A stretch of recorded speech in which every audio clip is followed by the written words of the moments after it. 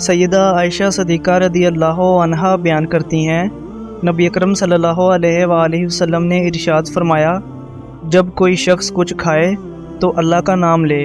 اگر وہ شروع میں اللہ کا نام لینا بھول جائے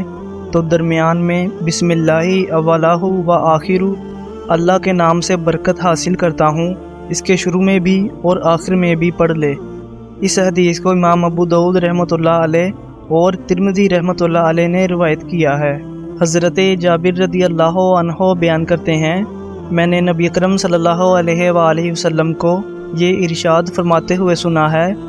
جب کوئی شخص اپنے گھر میں داخل ہوتے وقت اللہ کا ذکر کرے اور کھاتے ہوئے اللہ کا ذکر کرے تو شیطان اپنے ساتھیوں کو کہتا ہے،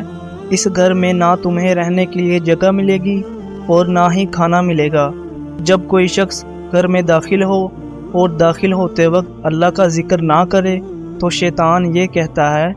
تمہیں اس گھر میں رہنے کے لیے جگہ مل گئی ہے اور کھانا بھی مل گیا ہے۔ اس حدیث کو امام مسلم رحمۃ اللہ علیہ نے روایت کیا ہے۔